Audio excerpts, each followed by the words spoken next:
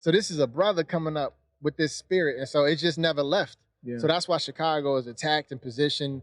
That's why people who come from the city are always told we're too verbose, we're too opinionated. It's not that we're opinionated, but we operate from a place of our divinity, not our desperation. We know who we are in our DNA, and anyone who comes from there who truly was raised in the Chicago culture and educated in Chicago culture, you know, we're not aggressive, but we just determined, and we're not gonna let somebody speak to us any kind of way. Yeah, it's just, like, you know who you are. That's it. We stand on our squares. We say in the shot. I'm gonna stand on my square, and it is what it is. It is what it is.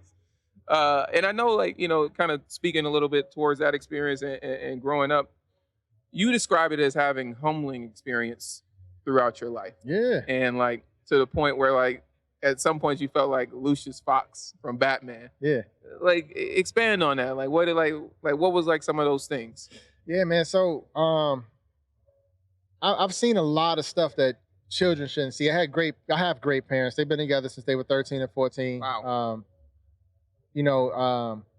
But I've seen things that were traumatic that framed my reality. And then at the age of 7, I actually had a blood infection called septicemia. So I got bit by a brown recluse spider. It gave me blood poisoning, which is septicemia. I almost died. No one could figure it out. My pediatrician, Dr. Amin, I don't know if he's alive or if he passed away, but he was the person who advocated that they do proper testing. They did it, finally figured out what it was in the 25th hour when I was basically, my body was shutting down because of my fever. Rushed me to the ER. I'm in the hospital.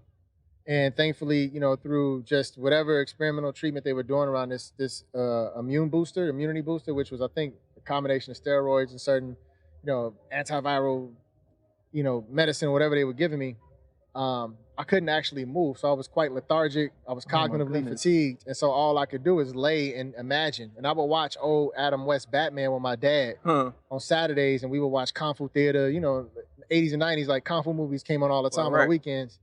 And I remember wondering, like, there's no black people in Batman outside of Eartha Kitt, Catwoman. And she showed up every once in a while. So there was a section in the hospital where the kids got a chance, when you were able to move, you would go and sit in the library.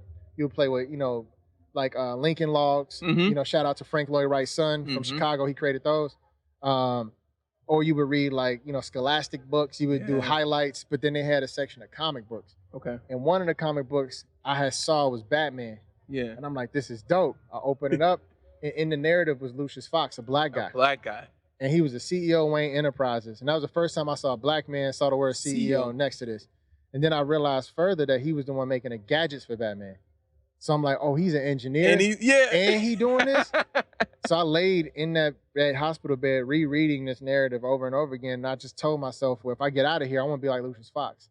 And at that time, I kept, you know, my imagination pure, because it's 7. When you have a traumatic experience, like Malcolm Gladwell calls it a near miss. Okay. So my near miss was first, you know, at the age of 7, where you get this imprintation in your memory of this moment, and whether or not you decide to lean into it determines how you handle things that will test your resilience. And so for me, I ran towards that, and I used my imagination to navigate through trauma. What a lot of people do, they call it disassociation. So I disassociated from my reality by reading this comic book.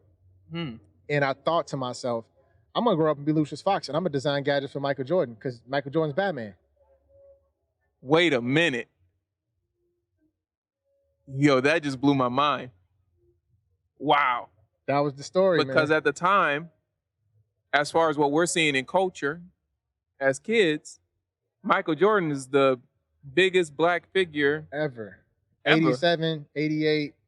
I mean, we know what happened in the 88 dunk contest, right?